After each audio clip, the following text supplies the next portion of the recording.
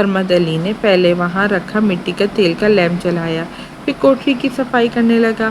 کوٹری کا فرش کچا تھا جس پر لکڑی کے تختے رکھ دیے گئے تھے۔ دیواریں کچی مٹی سے بنائی گئی تھیں۔ چھت پر بھی لکڑی کے تختے لگا کر مٹی سے ڈھلان چھت بنائی گئی تھی۔ کوٹری میں اوزار اور سامان رکھا جاتا تھا، مگر فی الحال وہاں کچھ بھی نہیں تھا۔ صفائی کر کے سرمد علی نے قالین بچھایا اور اس پر بستر بچھا دیا، پھر جا کر لوہے سے بنی انگیٹھی لایا اور اس میں لکڑی کا کوئلہ بھر دیا۔ مٹی کے تیل کی بوتل اور ماچس پاس رکھ دیں۔ اگرچہ یہاں کوئی خطرہ نہیں ہے، لیکن تم دروازہ بند کر لینا، کبھی کبھی پہاڑوں سے بھیڑیے اور ریچھ بھی اس طرف آ جاتے ہیں۔ تم فکر نہ کرو، میں دروازہ بند کر لوں گا۔ سارا دن مٹر گشت کے بعد ہم دونوں ہی تھک گئے تھے۔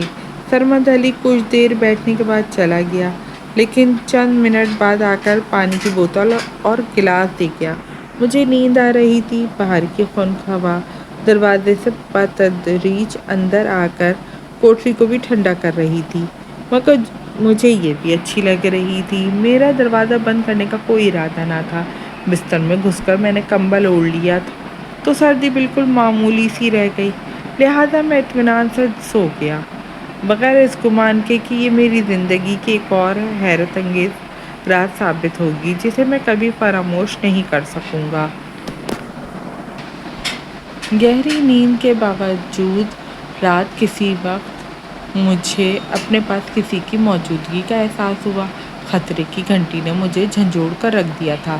سرمد علی نے بھیڑیے اور ریچھ کا ذکر کیا تھا، لہٰذا قدرتی طور پر میرا خیال ان کی طرف گیا، مگر بھیڑیے یا ریچھ کیروسین لیمپ نہیں بند کر سکتی۔ یہ کسی انسان کا کام تھا جو میرے نزدیک تھا، اور میں اس کی گہری سانسوں کو محسوس کر رہا تھا۔ میرے پیٹ کے قریب اس کا ہاتھ کمبل کے اوپر رینگ رہا تھا۔ میں نے تڑپ کر اسے پکڑ لیا اور پھر اتنا ہی تڑپ کر اسے چھوڑ دیا۔ میرے بازوؤں میں ایک نسوانی وجود آیا تھا۔ میں نے کمبل کو چھوڑ دیا تھا، لیکن کمبل مجھ سے لپٹا جا رہا تھا۔ میں اس سے دور کرنے کی جتنی کوشش کر رہا تھا، وہ اتنی ہی گھستی چلی آ رہی تھی۔ اس دوران میں مجھے اندازہ ہوا کہ وہ کوئی دبلی اور نازک اندم سی عورت بلکہ لڑکی تھی۔ اس کے جسمانی خد و خال لڑکیوں کے سے تھے۔ کون ہو تم؟ یہ کیا حرکت ہے؟ میں اس سے زور آزمائی میں ہانپ گیا۔ ہانپنے کی وجہ کمزوری نہیں، بلکہ اس کے وہ عزائم تھے جو اس تاریکی میں بھی بالکل واضح تھے۔ میرے اندر کا مرد کمزور پڑنے لگا تھا، اور ممکن تھا میں اس کی خاموشی لیکن پرعزم پیش قدمی کے آگے ہار مان جاتا۔ مگر اسی لمحے مجھے خیال آیا کہ میں ایک شریف ماں باپ کی اولاد تھا۔ بے شک میں ایک ضد کی وجہ سے گھر سے بھاگ آیا تھا، لیکن اپنی شرافت پھینک نہیں آیا تھا۔ یہ عورت کیا مجھے لوٹ کا مال سمجھ رہی تھی؟ میں اس کے گناہ گار خواہش کے آگے جھک جاتا تو اپنے ماں باپ کے سامنے کیا منہ لے کر جاتا؟ میں نافرمان ضرور تھا، لیکن خطا کار نہیں تھا۔ یہ خیال آتے ہی میں نے اسے پوری قوت سے دھکیل دیا۔ پھر میں نے کمبل ایک طرف پھینک کر اندازے سے ماچس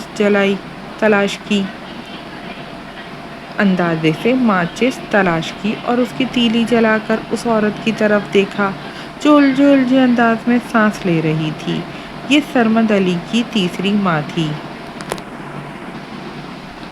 اس کے باپ کی کمسن بیوی، جو رات کی اس تاریکی میں اپنے جذبات کی تسکین کے لیے بے باکی سے یہاں تک چلی آئی تھی۔ میں دم بغصہ اسے دیکھ رہا تھا، حتیٰ کہ ماچس کی تیلی میری انگلیوں میں بجھ گئی۔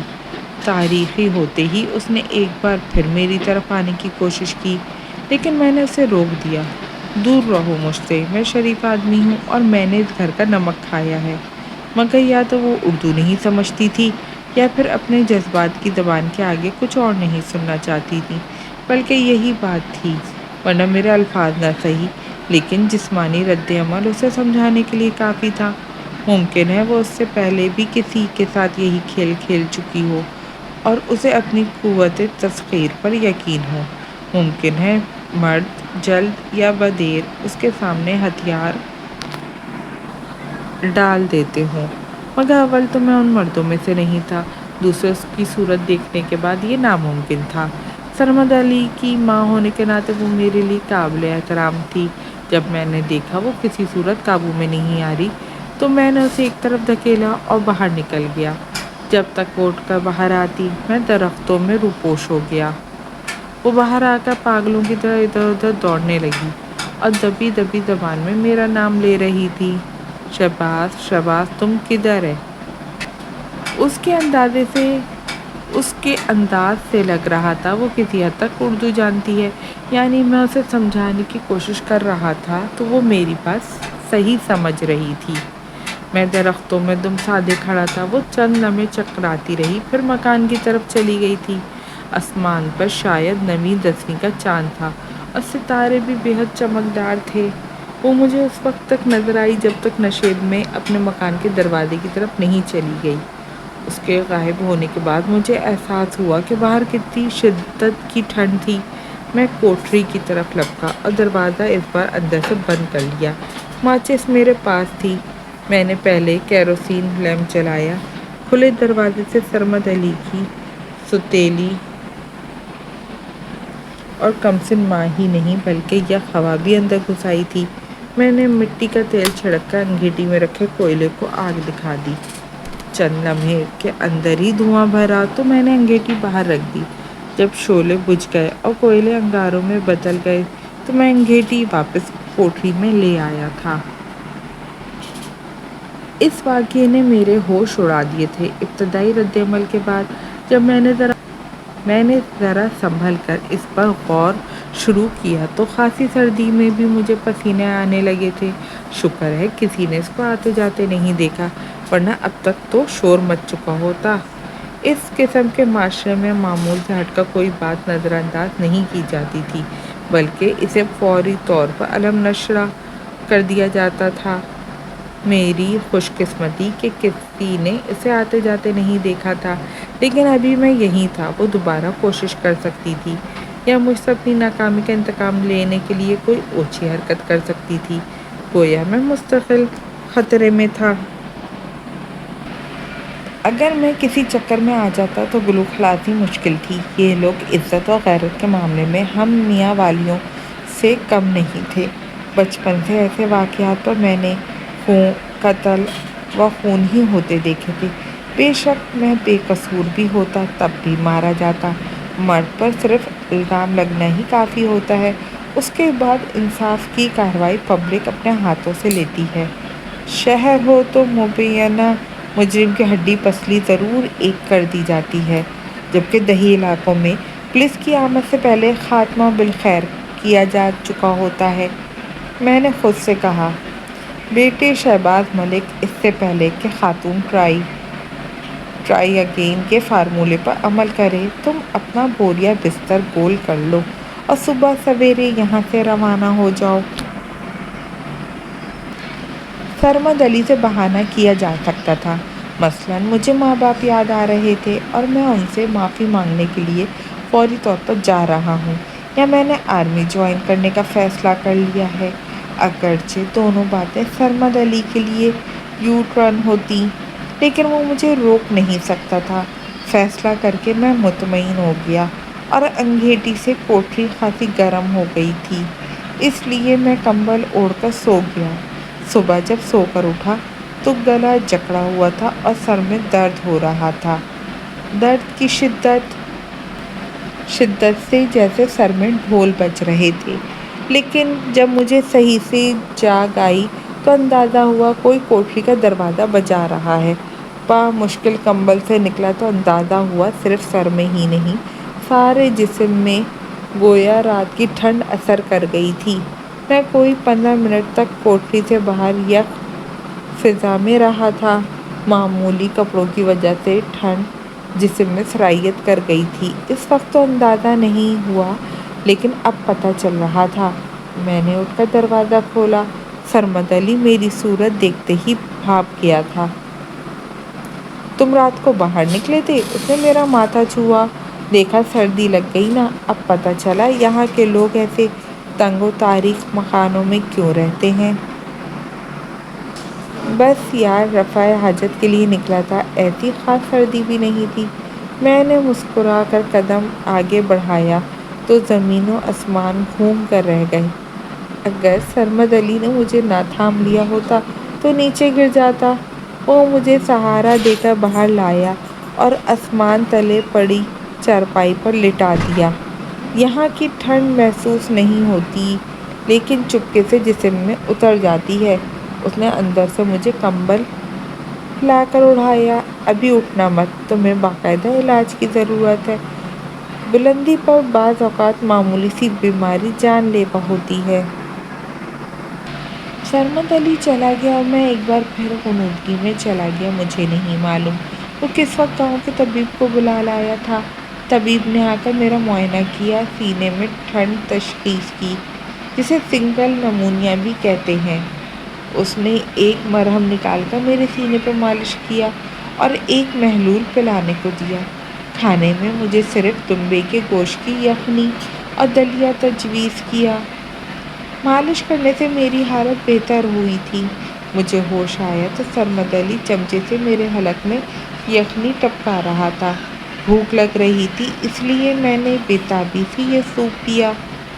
اس کی گرمائش اور غذائیت سے میری جان میں جان آئی تھی۔ اس کے بعد سرمد علی نے نمکین دلیا کھلایا جو بامشکل میرے حلق سے اترا۔ اس نے نہ جانے کیسے فٹافٹ سب بنوا لیا۔ اس کے کھانے کے بعد اس نے نیم کی طرح کڑوا محلول مجھے پلایا۔ اس کی بو سے طبیعت مالش کرنے لگی تھی لیکن اسے پیتے ہی جسم میں گرمی کی لہر دوڑ گئی اور درد کم ہونے لگا۔ ذرا دیر بعد میں گہری نیند سو چکا تھا۔ دوسری بار میری آنکھ کھلی تو سورج مغرب کی طرف ڈھل رہا تھا۔ میں اپنے جسم میں تازگی اور توانائی محسوس کر رہا تھا۔ اس کڑوے محلول کی ایک خوراک نے کام کر دکھایا۔ سارا دن سورج کی حرارت بخش کرنوں نے میرے جسم کی سردی کا اثر زائل کر دیا تھا۔ میں انگڑائی لے کر کھڑا ہو گیا۔ صبح میری جو حالت ہو رہی تھی اس کے پیش نظر مجھے امید نہیں تھی کہ میں اتنی جلدی بہتری محسوس کروں گا۔ ابھی اٹھو مت، لیٹ جاؤ۔ اچانک مجھے سرمد علی کی آواز آئی۔ میں نے مڑ کر دیکھا۔ میں اب بہتر محسوس کر رہا ہوں۔ یہ حکیم کی دوا کا اثر ہے۔ ابھی تمہاری صحت پوری طرح بحال نہیں ہوئی۔ اگر بے احتیاطی کی تو پھر سے خراب ہو جائے گی۔ اس نے زبردستی مجھے چارپائی پہ لٹا دیا۔ ابھی تمہارا کھانا آ رہا ہے۔ کھانا میں کھا لوں گا، دلیا بھی کسی نہ کسی طرح حلق سے اتار لوں گا، لیکن حکیم کی وہ دوا ہرگز نہیں پیوں گا۔ میں نے اسے خبردار کیا تو وہ مسکراتا رہا۔ سب سے پہلے سوپ آیا جس میں اس بار بوٹیوں کا ریشہ تیر رہا تھا، ساتھ میں مشروم کے ٹکڑے تھے۔ سوپ بلا شبہ لذیذ تھا۔ اس کے بعد آنے والا دلیا اتنا ہی بدمزہ تھا۔ اس کے بعد کڑوی کسیلی دوا کی باری آئی تو میرا احتجاج بیکار گیا۔ سرمد علی زبردستی کے موڈ میں تھا۔ اس نے دھمکی دے کہ میں نے دوا نہ پی تو وہ مدد کے لیے ان بچوں کو بلا لے گا جو باغ کی چار دیواری کے باہر کھڑے دلچسپی سے یہ تماشا دیکھ رہے تھے اور ہنس رہے تھے۔ دوائی پینے کے بعد مجھے نیند آنے لگی۔ شام کی دھوپ تیزی سے رخصت ہو رہی تھی، اس لیے سرمد علی نے مجھے کوٹری میں منتقل کیا۔ ویسے تو مجھے تم کو گھر کے اندر لے جانا چاہیے تھا لیکن حکیم نے کہا ہے تم تازہ ہوا کی ضرورت ہے، اس لیے تم یہیں سو گے اور رات کو میں تمہارے ساتھ رہوں گا۔ میں نے سکون کا سانس لیا ورنہ کوٹری میں اکیلے رات گزارنے کا تصور پریشان کن تھا۔ مجھے یقین تھا سرمد علی کی سوتیلی ماں پھرا دھمکتی۔ کم سن ہونے کے باوجود وہ طریاحٹ میں کسی پکی عمر کی عورت سے کم نہ تھی۔ سرمد علی میرے پاس ہوتا تو میں اس سے محفوظ رہتا، مگر اس وقت مجھے اندازہ نہیں تھا کہ وہ اس قدر چالاک نکلے گی۔ کوٹری میں آنے کے کچھ دیر بعد میں سو گیا۔ سونے کے دوران میں ہی سرمد علی نے مجھے سینے پہ مرہم لگا دیا تھا۔ اگلی بار میری آنکھ کھلی تو رات کے 9 بج رہے تھے۔ سرمد علی میرے پاس ہی قالین پہ بیٹھا، دیوار سے ٹیک لگائے لیمپ کی روشنی میں کوئی کتاب پڑھ رہا تھا۔ مجھے پیاس لگ رہی تھی۔ سرمد علی پانی پلاؤ، میں نے کہا تو وہ چونک گیا۔ اس نے جلدی سے بوتل سے پانی نکال کر مجھے دیا۔ بھوک لگ رہی ہے؟ اس نے پوچھا۔ زبردست قسم کی، میں نے جواب دیا۔ صبح سے بیماروں والی غذائیں کھا رہا ہوں۔ بیمار جو ہو، وہ ہنسا۔ میں ابھی کھانے کا کہہ کر آتا ہوں۔ بوٹیاں مل جائیں گی لیکن ابھی روٹی نہیں کھا سکتے، سرمد علی کہہ کر باہر نکل گیا۔ کوٹری میں انگیٹھی جل رہی تھی اور فرحت بخش حرارت رچی ہوئی تھی۔ کوٹری کا دروازہ سرمد علی نے ہلکا سا کھول رکھا تھا، اس لیے تازہ ہوا کی آمد و رفت بھی جاری تھی۔ اندر ذرا بھی گھٹن نہیں تھی۔ میں نے کتاب اٹھائی جو سرمد علی پڑھ رہا تھا۔ یہ قدرت اللہ شہاب کا شہاب نامہ تھا۔ میں کئی بار پڑھ چکا تھا، وقت گزاری کے لیے پھر اٹھا لی۔ سرمد علی کوئی نصف گھنٹے بعد آیا۔ اس نے لوٹا تسلا اٹھا رکھا تھا۔ نیم گرم پانی سے میں نے منہ ہاتھ دھویا، دانت صاف کر کے کلی کی۔ کھانا آ رہا ہے ابھی۔ کوئی مسئلہ نہیں، بھوک کا اتنا کچا نہیں ہوں۔ میں مسکرایا۔ ویسے یار، یہ تمہارا حکیم ہے زبردست آدمی۔ صبح مجھے لگ رہا تھا میں 3-4 دن بستر سے نہیں اٹھ سکوں گا۔ اس وقت میں گھوڑے سے ریس لگا سکتا ہوں۔ کل صبح میں واپس جا رہا ہوں۔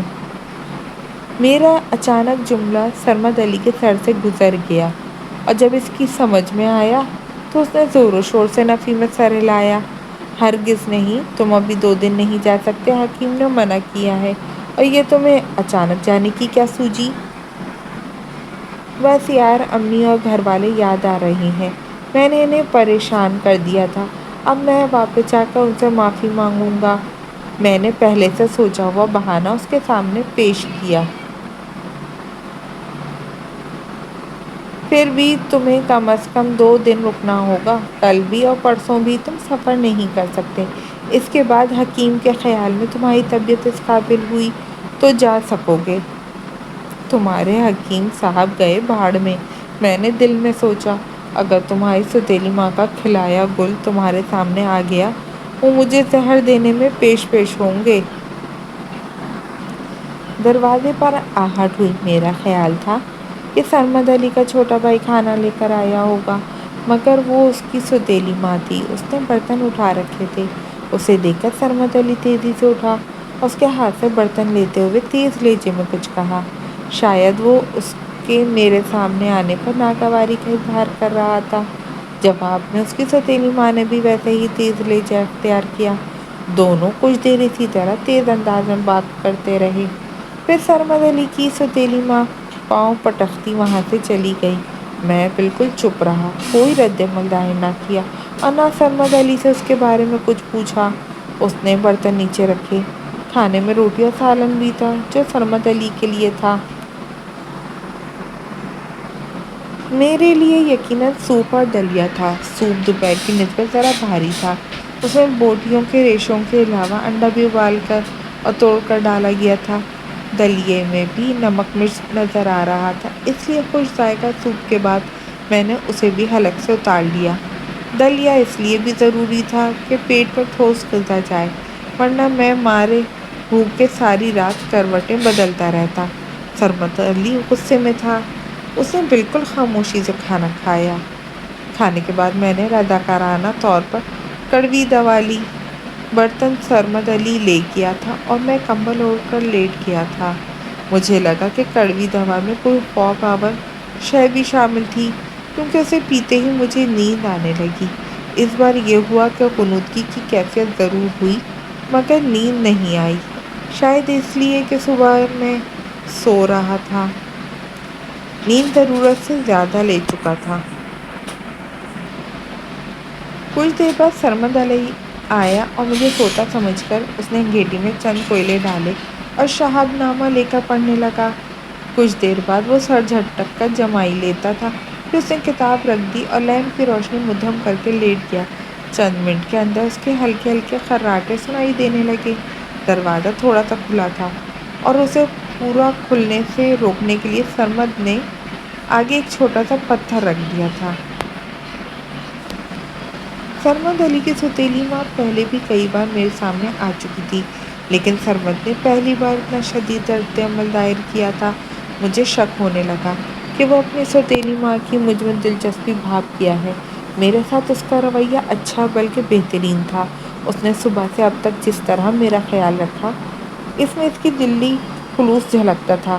کیا سرمد علی اپنی ماں کی آوارہ مزاجی سے واقف تھا؟ کیا وہ پہلے بھی اسے کسی مرد میں دلچسپی لیتے دیکھ چکا تھا؟ سرمد علی خود بھی خوبرو اور صحت مند نوجوان تھا۔ کیا سوتیلی ماں نے اس کی طرف بھی التفات ظاہر کیا تھا؟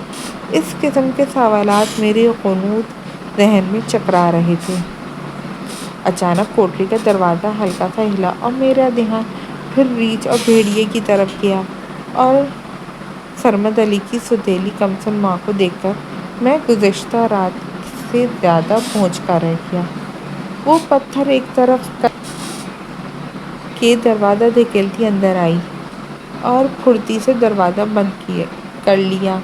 میں نے بامشکل کہا، تم؟ میں اس نے سینے پہ ہاتھ مارا۔ اس نے آواز دبانے کی کوشش نہیں کی تھی۔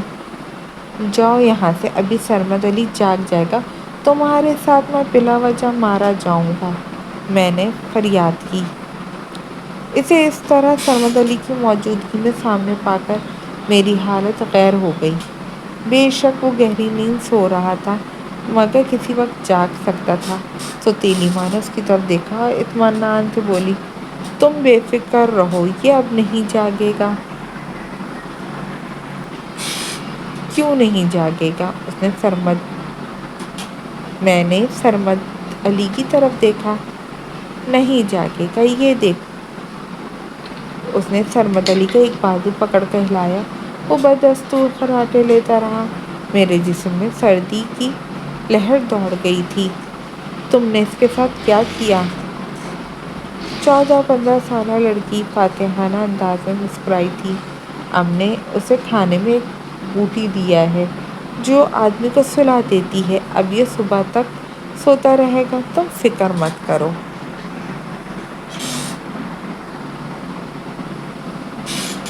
تم یہاں سے چلی جاؤ، میری طبیعت ٹھیک نہیں ہے۔ میں نے اپنے گرد کمبل لپیٹ لیا۔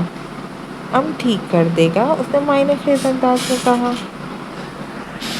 میں نے محسوس کیا کہ اگر میں نے راست اقدام نہ کیا تو یہ عورت حد سے بڑھ جائے گی۔ میں نے کمبل پھینک دیا اور اس کا نازک سا گلا دبوچ لیا۔ تمہارا دماغ درست ہے؟ تم ایک شخص کی بیوی ہو جس کے تم سے بڑے بچے ہیں، اس خبیث سے نفرت کرتا ہے۔ اس نے رک رک کر کہا،